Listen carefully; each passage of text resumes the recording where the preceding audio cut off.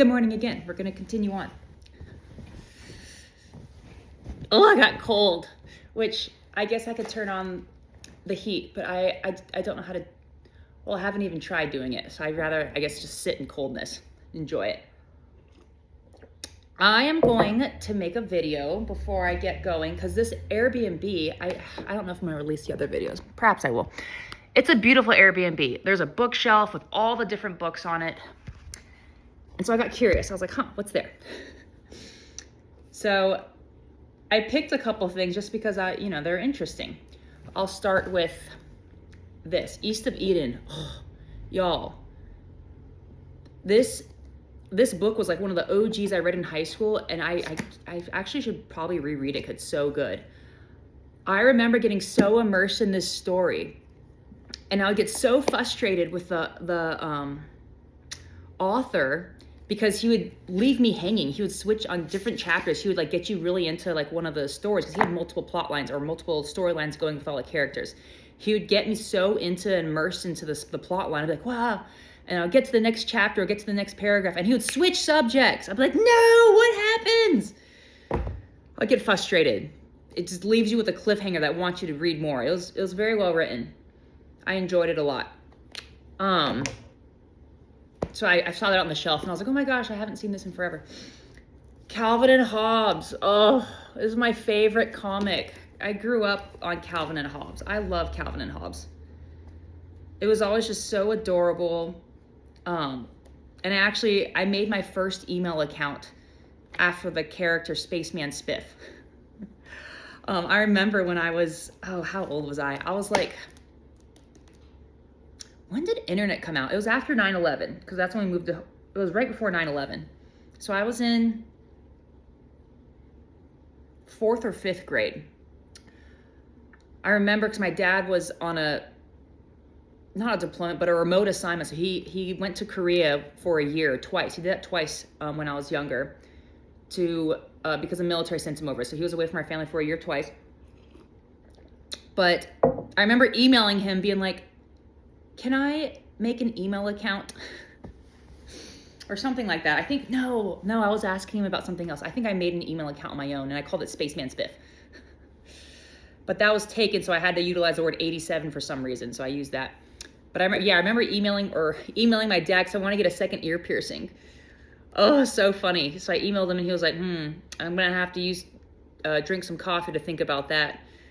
Because I was so excited to use my email account. And it was Hotmail, too. Oh, how funny. So those aren't the books I'm going to talk about, though. There's another one. Oh, and also, I was looking for something to prop up my phone, but I ended up just using my shoe. Oh, look how dweebo I am, right? Innovative.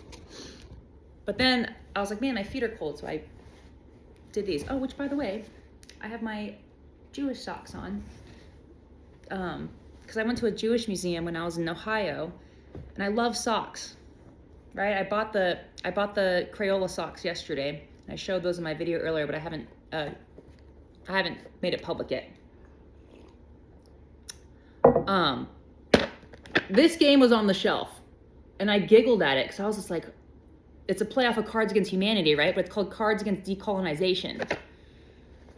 Oh, so I was like, what on earth does this mean?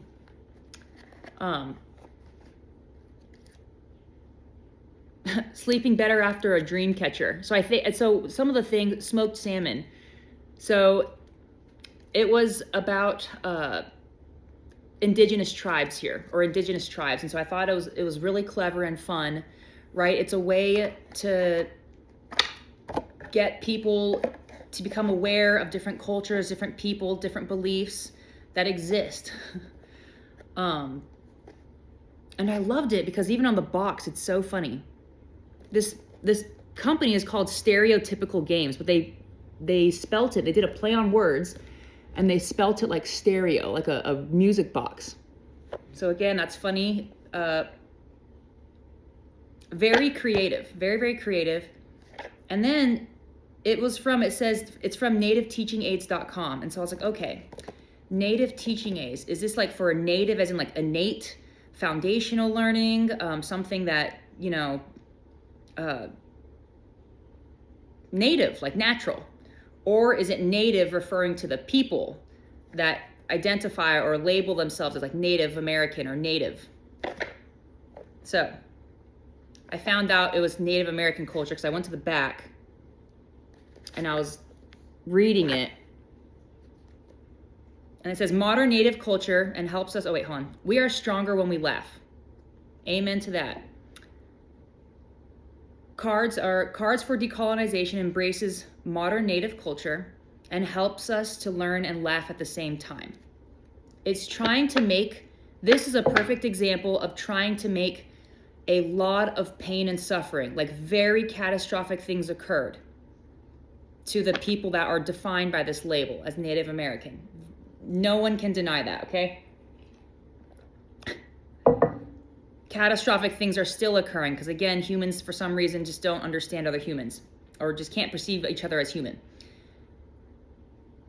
And so they put a little definition here. Decolonization, noun. Decolonization is a political process and vital internalization of the rejection of a colonialist mindsets and norms. In extreme circumstances, there is a war of independence, sometimes following a revolution.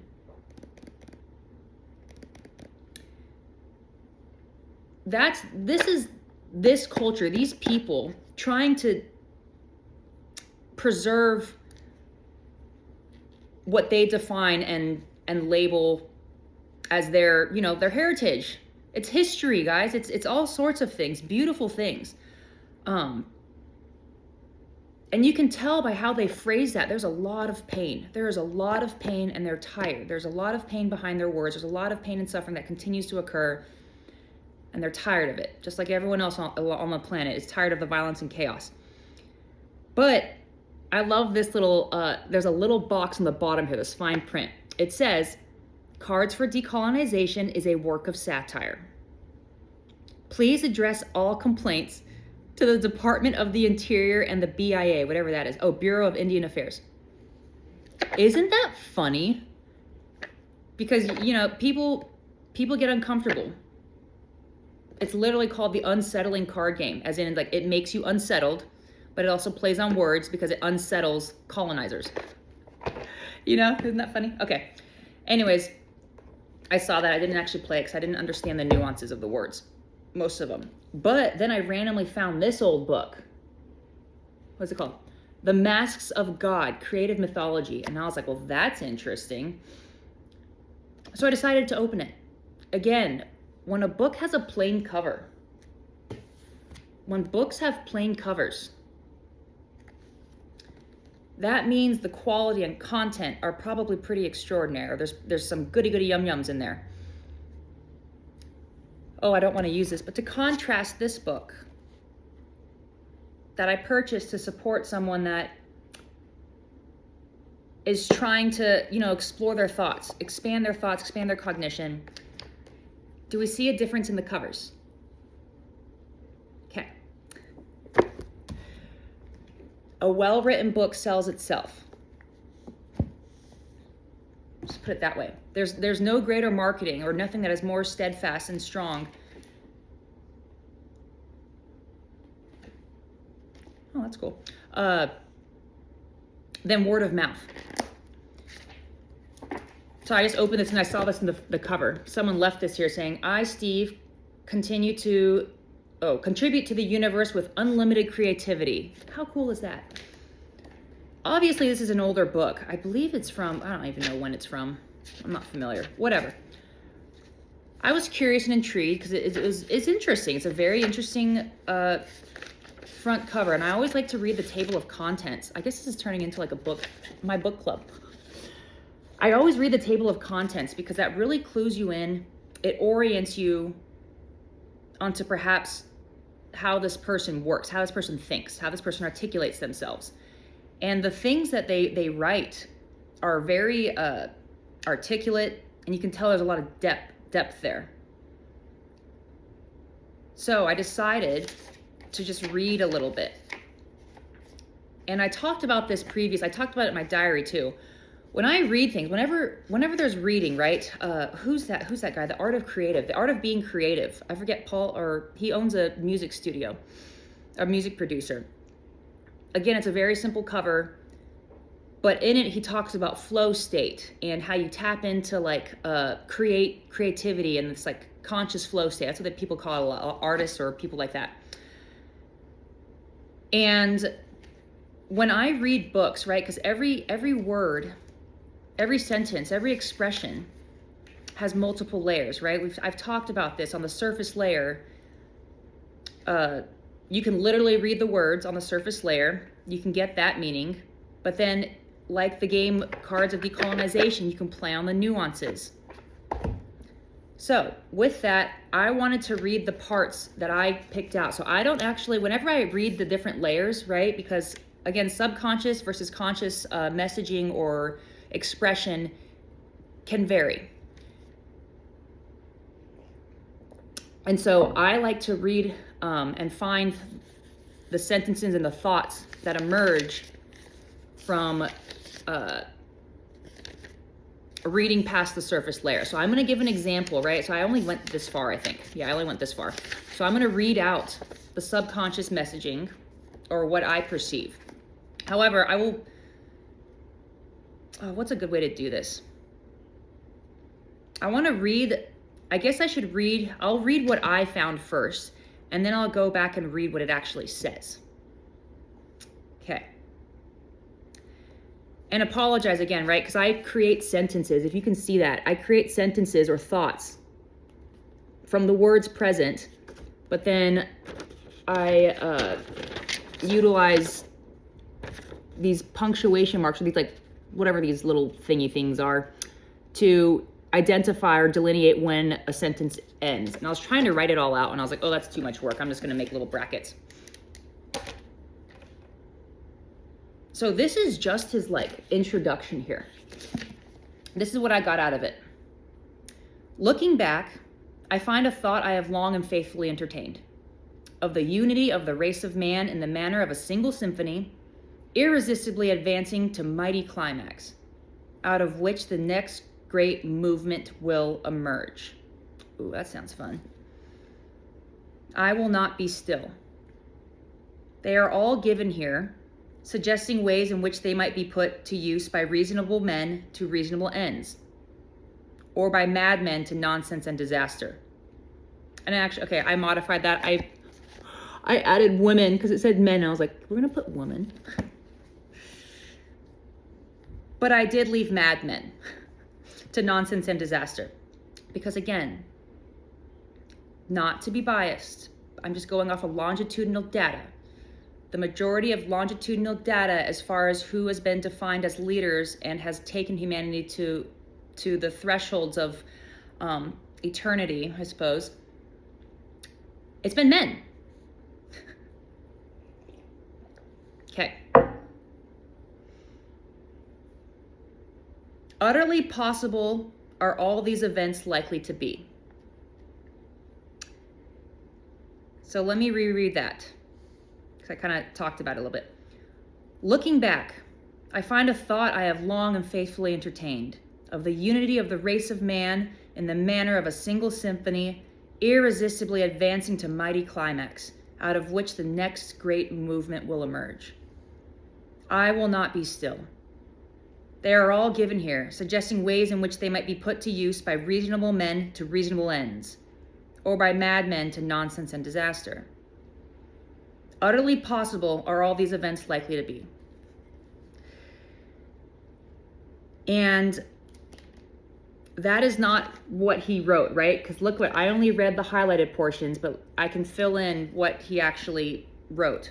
Looking back today over the 12 delightful years that I spent on this richly rewarding enterprise, I find that its main result for me has been its confirmation of a thought I have long and faithfully entertained, of the unity of the race of man, not only in its biology but also in its spiritual history, which has everywhere unfolded in the manner of a single symphony, with which its themes, announced, developed, amplified, and turned about, distorted, reasserted, and today in a grand fortissimo of all sections sounding together, irresistibly advancing to some kind of mighty climax, out of which the next great movement will emerge. And I can see no reason why anyone would suppose that in the future the same motifs already heard will not be sounding still. In new relationships indeed, but ever the same motifs. They are all given here in these volumes with many clues, besides suggesting ways in which they might be put to use by reasonable men to reasonable ends, or by poets to poetic ends, or by madmen to nonsense and disaster. For, as in the words of James Joyce in Finnegan's Wake, utterly impossible are all these events that are probably as like those which may have taken place as any others which never took person at all are ever likely to be. Okay. Can we perceive now how this works, how subconsciously messaging works, how you're able to pick up patterns and perceive different layers of meaning if you can get past the surface layer? If you compare those two versions of what I said, how I utilized his words, I just cut out a lot of the fluff, the filler, and got down to the nitty-gritty bones. Okay. But also, I love that he talks about James Joyce and Finnegan's Wake. Y'all, James Joyce was an extraordinary man. The book, Finnegan's Wake, that he created is a huge enigma, and people still study it. There's study clubs that they'll spend like an hour or 2 hours talking about the symbolism and meaning and interpretations of a single sentence that he writes, because he didn't leave the cipher code for anyone to understand what he truly meant when he wrote it. It was a shame, honestly, because he was so brilliant, but he felt so jaded, so misunderstood by everyone, that he basically thought in his mind, being like, I'm going to create this book and I'm not going to explain it to anyone, because only someone that's worthy of understanding me and is capable of achieving the level of thought that I've accomplished will be able to read this and decipher it. He basically sealed himself in a tomb. He sealed himself in his book, his life's work, into being forever misunderstood. Because no one, again, people talk about it all the time. You should look up Finnegan's Wake and James Joyce. Such an extraordinary book. But no one can ever confirm nor articulate or agree upon what he was actually writing, because it's so enigmatic. And it makes me hurt for him, because again, what do people do when they go through so much suffering in their lives and they reach something, right? When you reach an accolade, when you reach like a title of doctor, right? I used to have like initials all behind my name, which I can still write them out if I desire, but I don't need those initials behind my name to believe in myself or have authority to share my voice or have my opinion matter. James Joyce achieved something extraordinary with his cognition, but he felt that no one else was worthy of perceiving it to the levels that he could, because they'd have to accomplish it on his own. Like, y'all, I figured it out, you can figure it out too. So when people get into these states of where they've achieved something that's extraordinary, right? When you go through med school, when you go through dental school, when you accomplish something in life that labels you as an expert, or you've gotten higher education or formal training and you've put forth effort, put 4 years of your life to get to that point, you become almost defensive. You protect that profession, you protect that career, you protect that, because you don't want anyone just coming up in there and shouting nonsense and having a seat at the table when they clearly aren't able to function at the capacity or cognitive level that field or that label requires. That's kind of like what science does with how it gate kept. And again, that concept, guys, of like superiority, hierarchy, like people deserving of things and people not deserving of things. I understand why it exists, right? It helps out with organization and keeping society running normally. However, it becomes detrimental when innovation cannot be perceived, creativity cannot be perceived, right?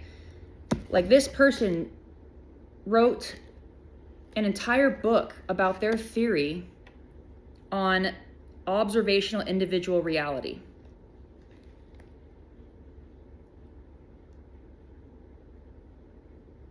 And that's extraordinary. I have no idea what his credentials are. I have no idea if he has like a PhD or whatever it is, right? But I guarantee you that he probably wasn't taken seriously in any scientific circles because they probably see it as hogwash or metaphysics or spiritual or unrelated. And it's unfortunate because, again, all movement patterns, the human cognition perceives movement patterns. That's how extraordinary the human body and the neurons and things are. The capacity to perceive movement patterns and articulate it to other people and explain what you're perceiving. I used as an example before, science basically explains things through mathematics. Religion explains the same movement patterns through different terminology.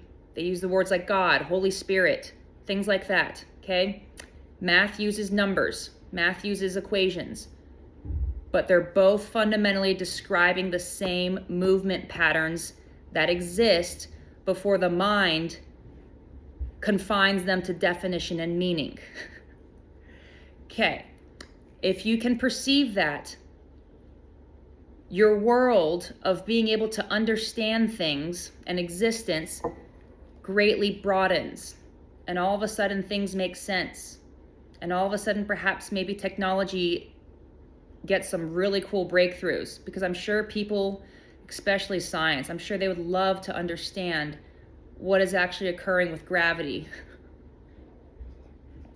or the concept of uniting quantum mechanics, Newtonian, and general relativity scales of science. Who wouldn't love to see all those unified in one beautiful single equation? Okay. Anyways, I digress. So this is a lesson on how to perceive past the surface layer. Again, I am going to read this book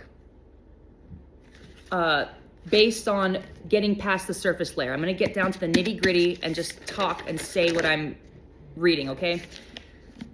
Forgive me if I get mixed up, because again, I'm still reading the full sentences, but I'm trying to focus on just the highlighted stuff. There's a lot of layers here, so I'm trying to pick a layer and read it. Okay, here we go. This one's called Experience and Authority, Creative Symbolization.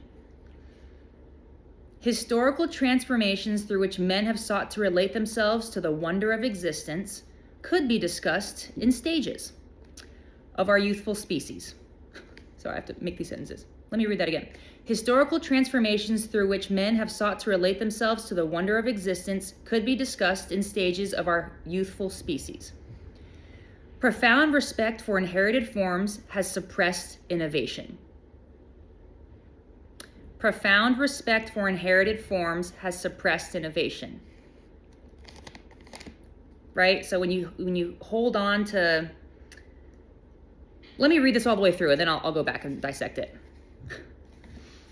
Profound respect for inherited forms has suppressed innovation. Millenniums have rolled by with minor variations. However, an accelerating integration has come to flower.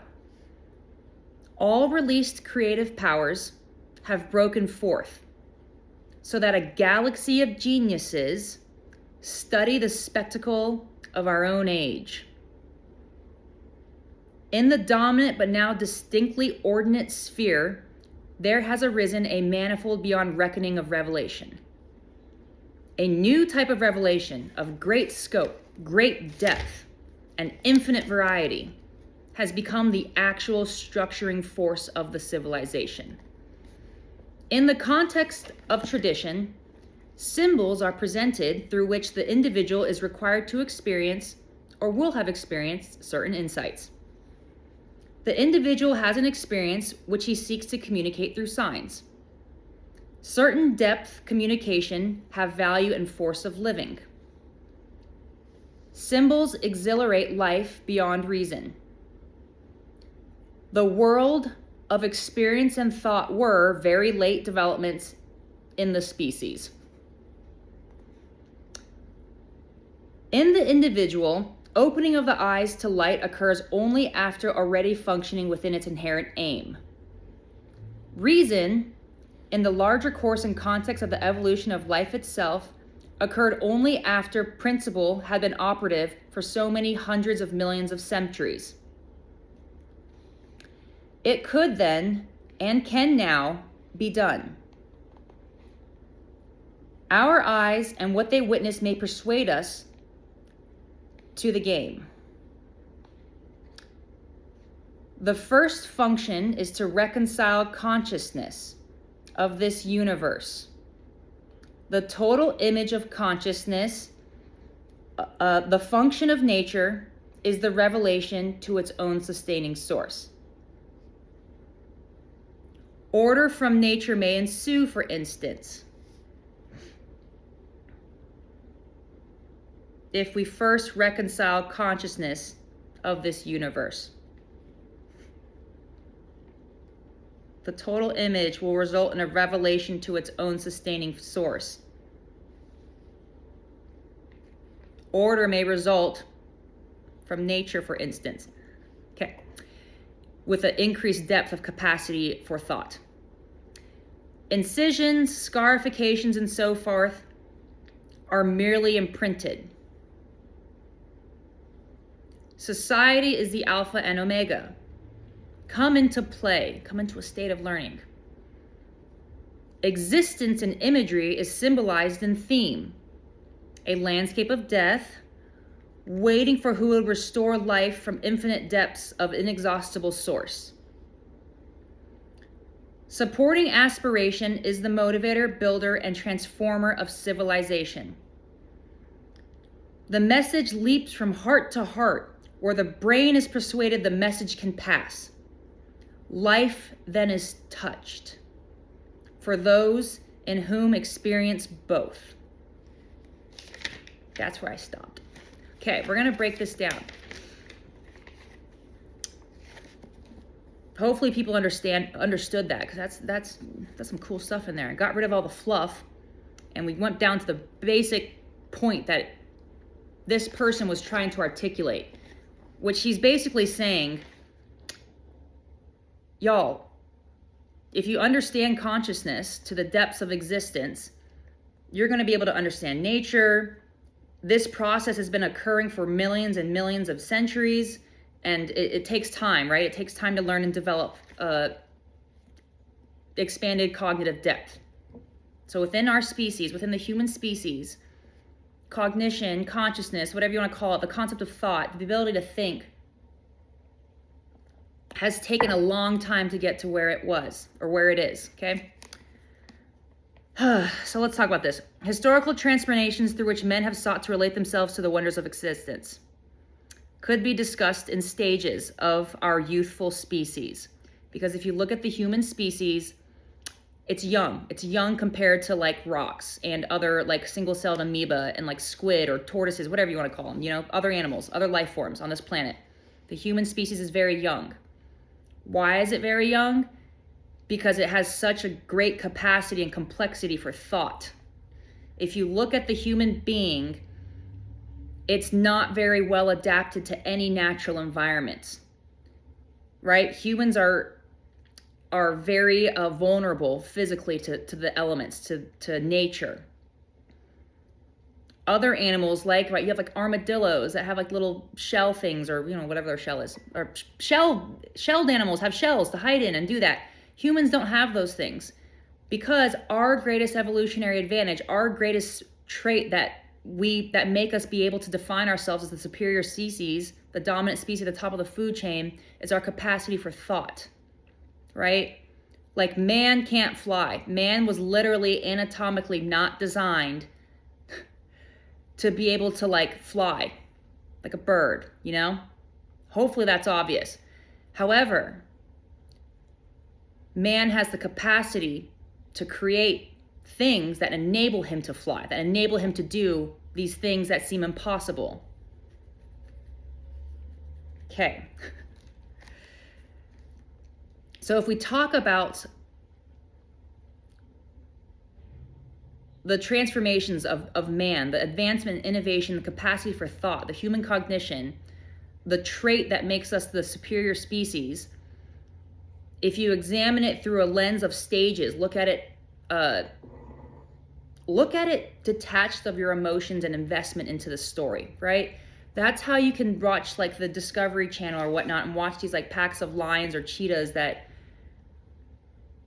you can watch it without, you get emotionally attached, but you can watch it without being inspired to action or, you know, like trying to adopt and save all the cheetahs or donating all your money to cheetahs or whatever it is, right? People within the human species, again, when you read about yourselves, of the advancement of humans, people get emotionally invested.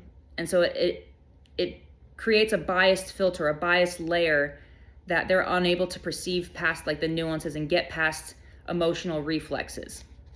We're past that point now. Okay.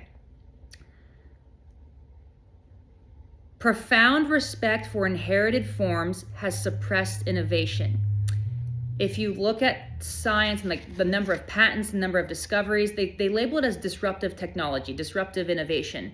Disruptive innovation means something that is so profound, so paradigm shifting that the whole world adjusts its behavior because of the introduction of that concept or idea, that invention. People have had such a profound respect for inherited forms of thought, inherited ways of thinking, that it has suppressed innovation. If you look around at the creativity, everyone kind of thinks similarly, creates similarly. They think very all kind of the same.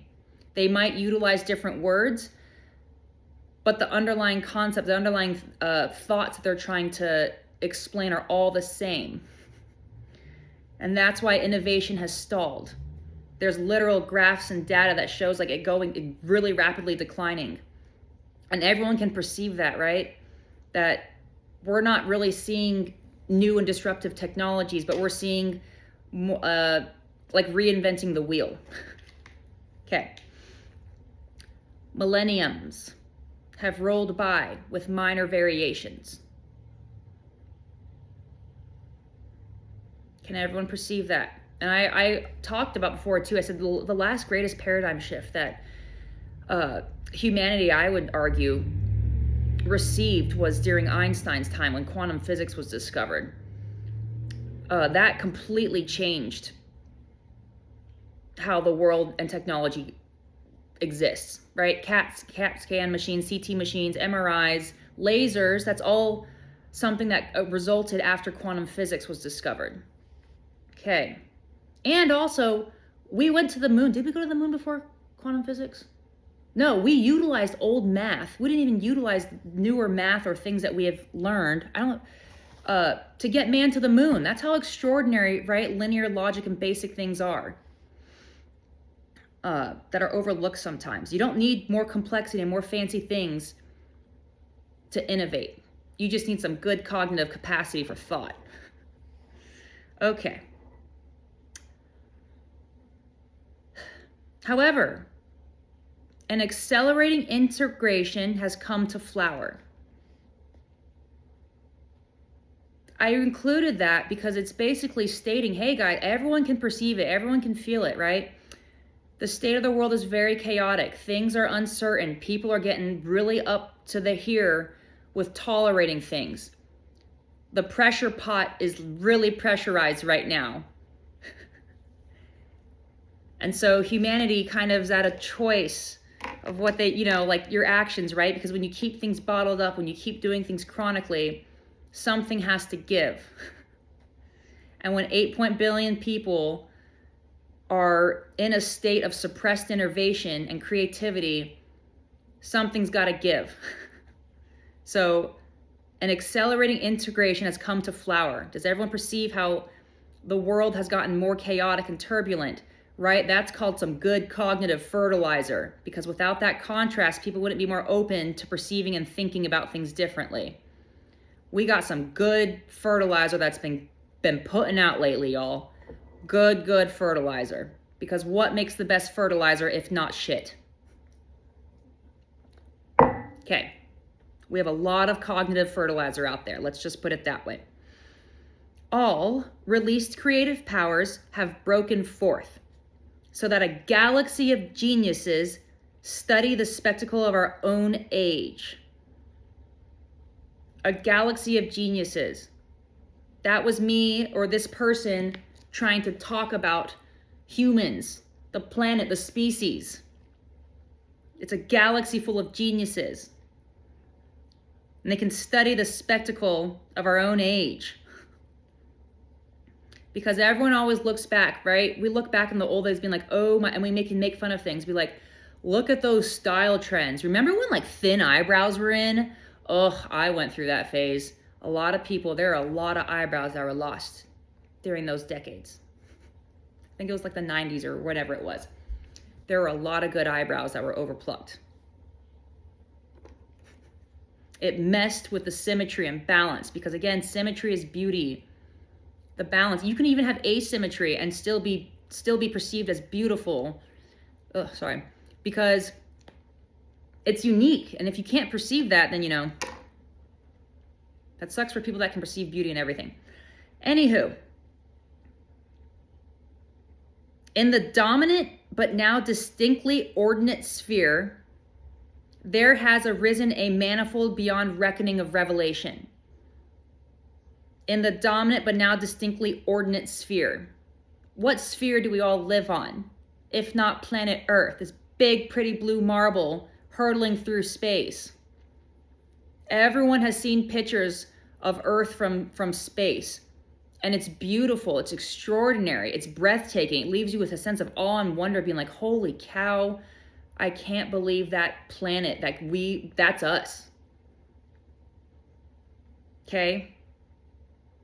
On this planet, there has arisen a manifold beyond reckoning of revelation. Revelation means aha, the aha moment, understanding has been reached.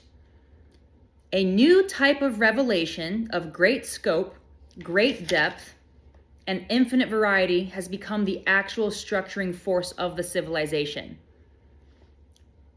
That was like a future tense sentence because we're not there yet. We're still trying to sprout these seeds and spread the news of higher capacity for thought. It is now accessible. In the context of tradition, symbols are presented through which the individual is required to experience or will have experienced certain insights. That is in reference to learning. Whenever you're going through learning, you learn faster, you learn better when you're immersed in it. If you just sit there and read about it,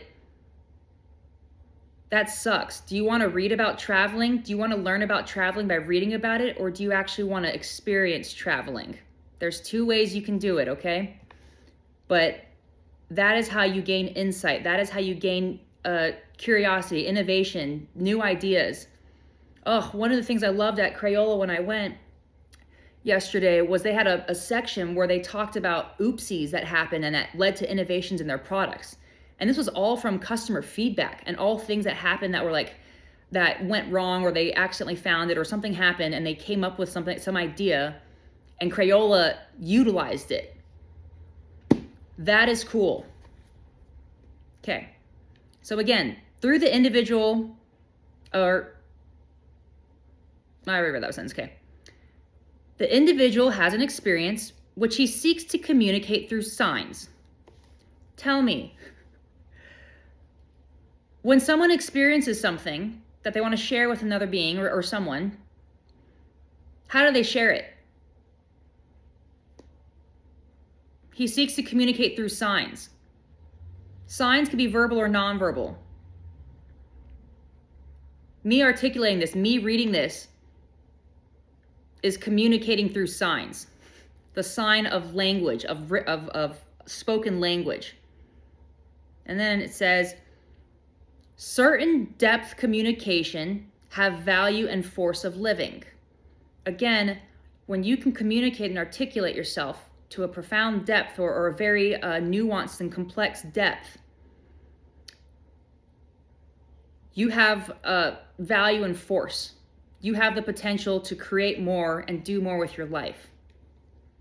Life is a lot easier when you understand yourself and it can explain things. Okay. Symbols accelerate life beyond reason.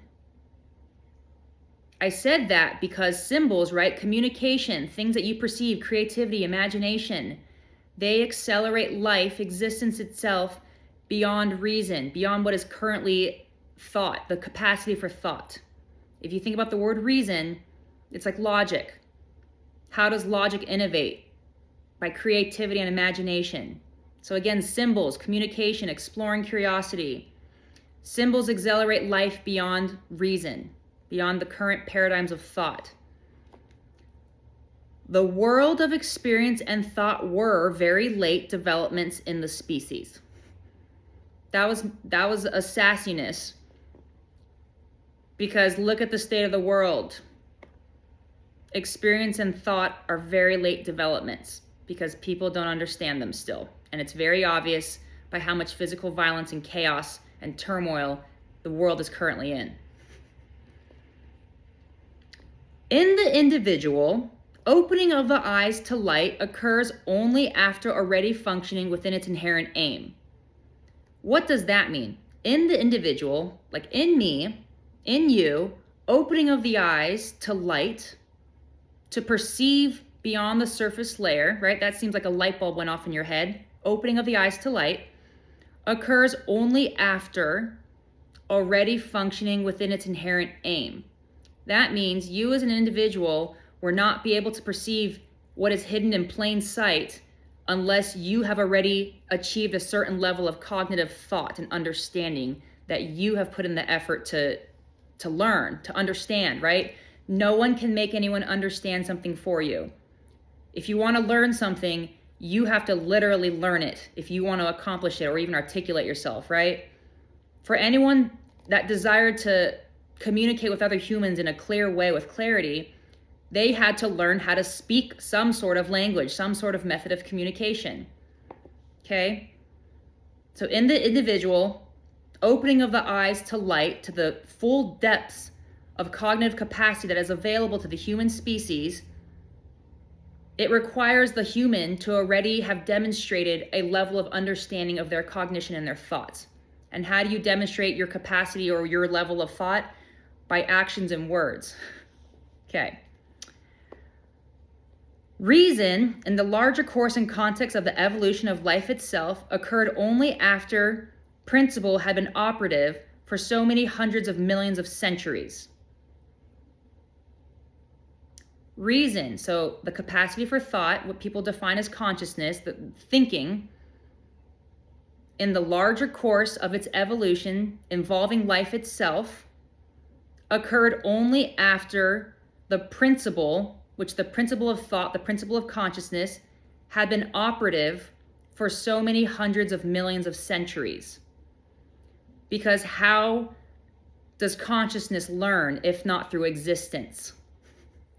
Okay? Learning takes time. So that is what it is saying. Oh, my neck. Okay. It could then and can now be done. Meaning, this can be accomplished. You can reach the totality of understanding and imagination and awe and wonder beyond the limits of infinity, beyond what the mind can even contrive and conceive as infinity, okay? That is possible. It could then and can now be done. Our eyes and what they witness may persuade us to the game. Meaning the game, right? Learning through play. People sometimes don't like to utilize the word game because they're like, wait, are you taking advantage of me? What am I? No.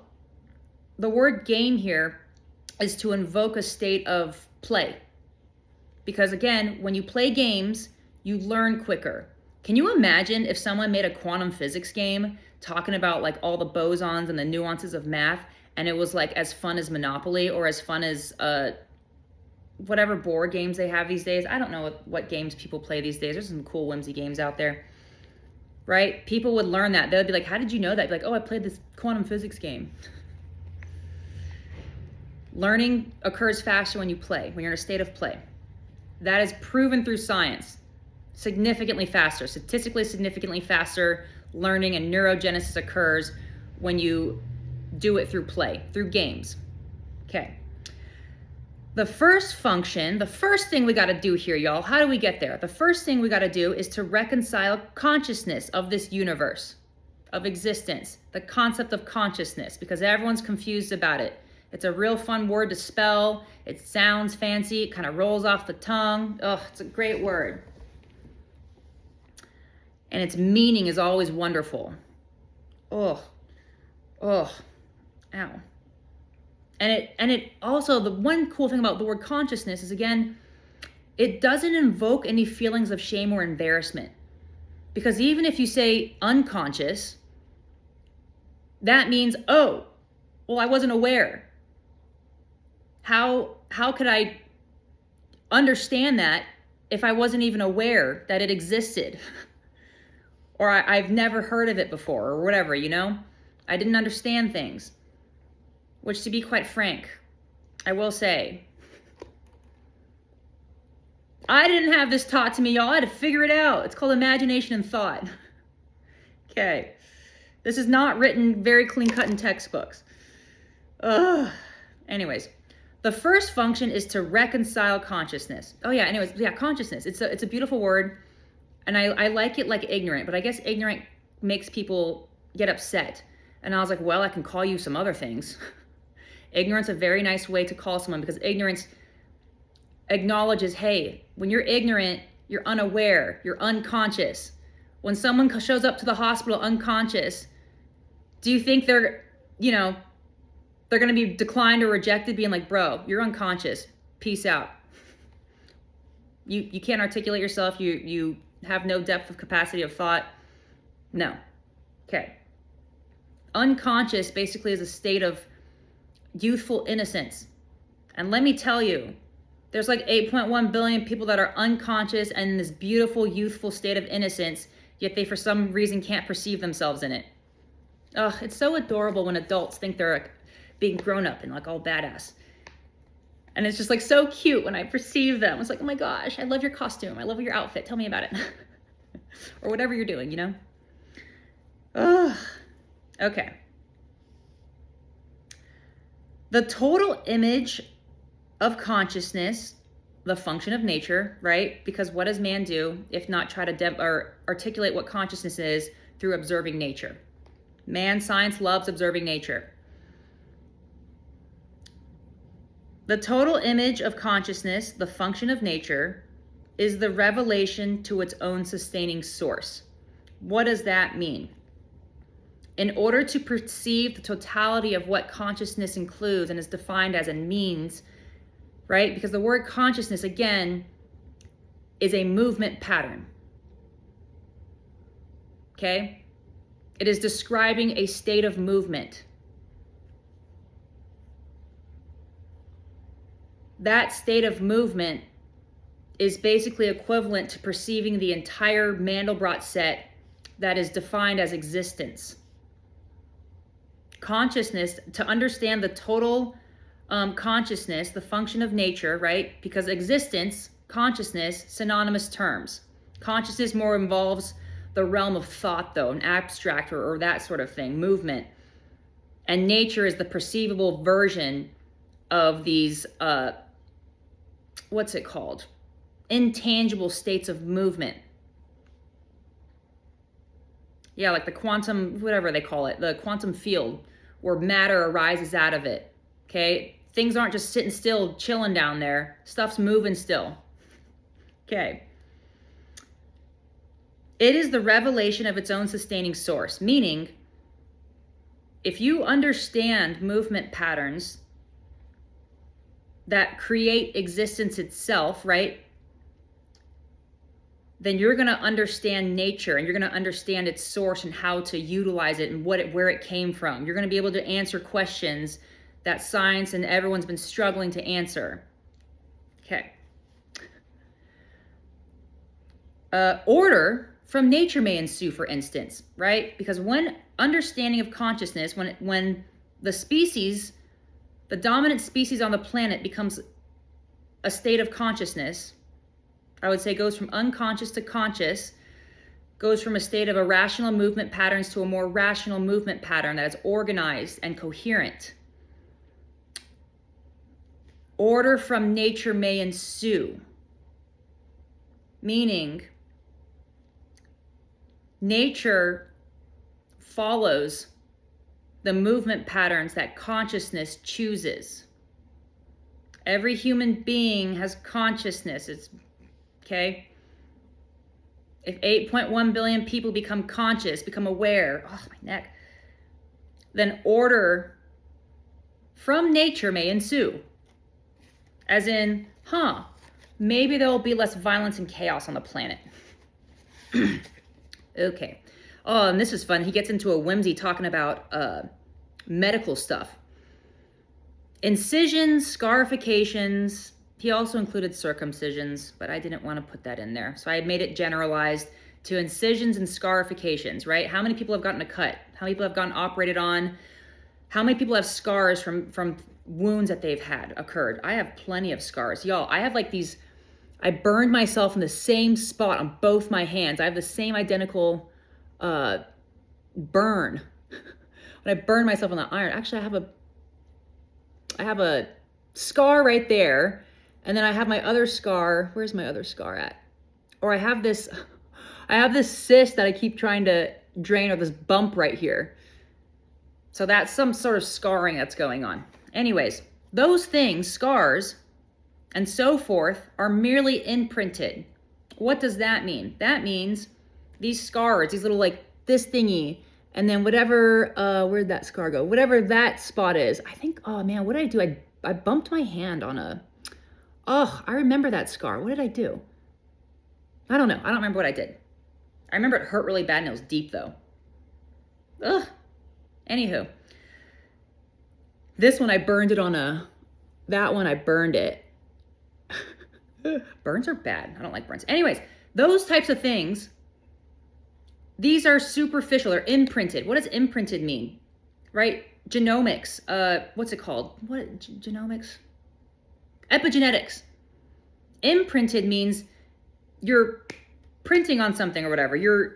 It's superficial. It's something that could be changed if it was understood. So once medicine reaches a state right, the limiting factor for technology and everything is uniting and understanding quantum mechanics and understanding human cognition and capacity for thought. Once that occurs, incisions and scars, right? This real life is going to become like Star Trek with the technology that's going to result from it, okay? Let's just put it that way. So we'll go on. Society is the alpha and omega of this lesson.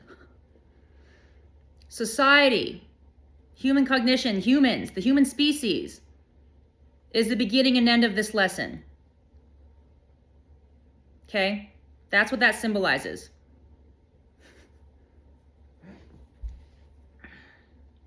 Come into play. Get your mindset into a state, right? Childlike state, awe and wonder. A childlike state of cognition means you perceive the world as extraordinary before you were jaded by it, before you became afraid of things, before you lost that inspiration and awe and wonder when you first did something, you know? Think about a first memory that you've ever had. Think about the first time you learned to drive a car. That was good. I remember my sister when she first tried, she was crying because my dad was like, go on the highway, you can do it. And she was like crying and got off immediately. It was so funny. Right? Come into play. Remember how extraordinary your life is and how extraordinary your thoughts and your imagination and things that you do with your life are. Come into play, learn.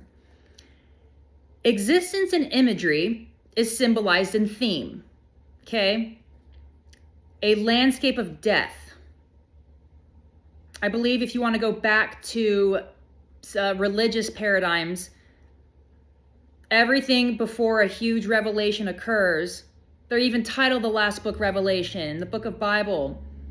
And there's a lot of death in there, a landscape of death. And they utilize the word spiritual, but I left it out. So I'm not trying to, this book obviously is like religiously entailed. However, can everyone perceive how nothing I've said really invokes a state of religious context? That was on purpose because people cannot perceive past surface layer. But I invoke it here because it's just like, ugh, this is the typical, like, what's it called? The hero story, right? Everything's doom and gloom. There's death everywhere. But then everyone's waiting. They're waiting for the desired night. I crossed that out. I crossed it out because we're like, no, we're not doing that. But this is a common theme that everyone experiences in their own lives. Theme, a landscape of death, waiting for who would restore life from infinite depths of the inexhaustible source.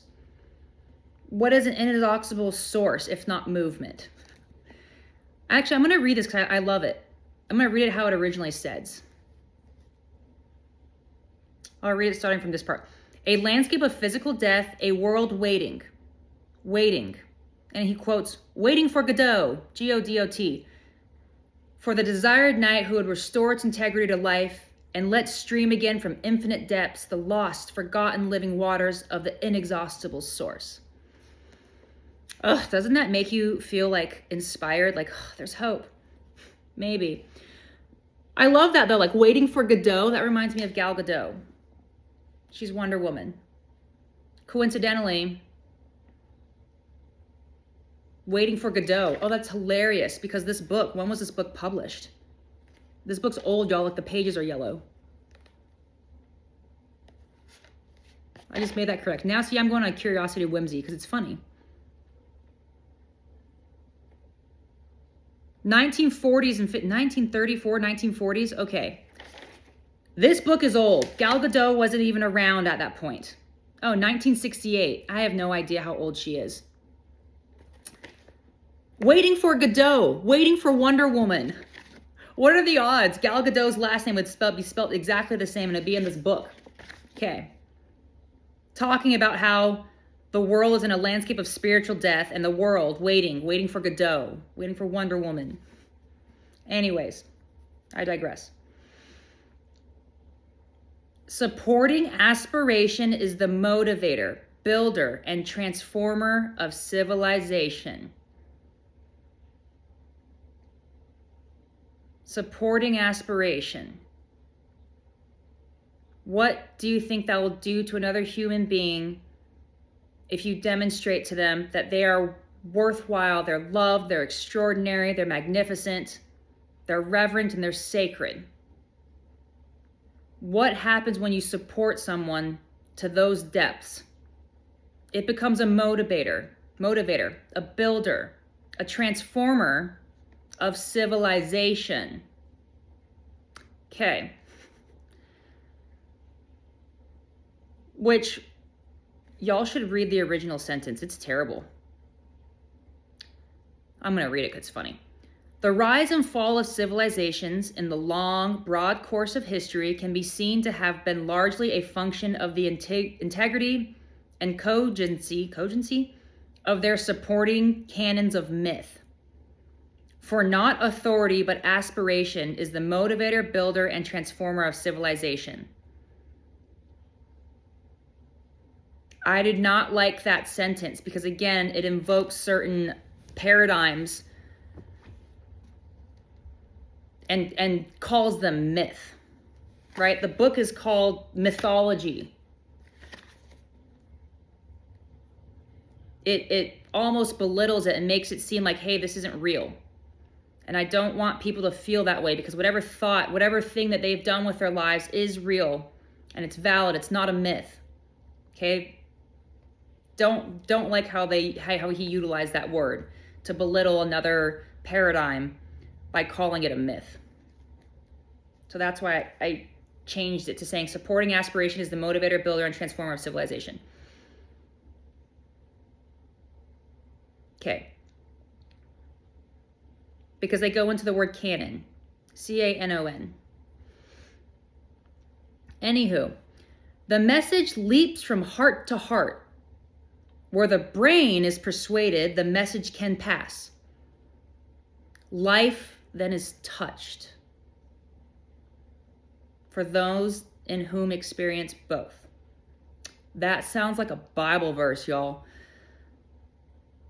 But the original message, though, the original words that he wrote were this. The message leaps from heart to heart by way of the brain, and where the brain is unpersuaded, the message cannot pass. The life then is untouched.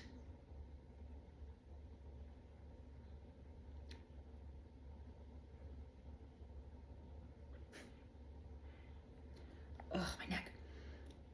Does everyone perceive how that's kind of like negative Nancy? Like, if you don't do this, then you're going to remain untouched and you're going to keep sucking. That doesn't motivate you. Like, you must do this to get this. No.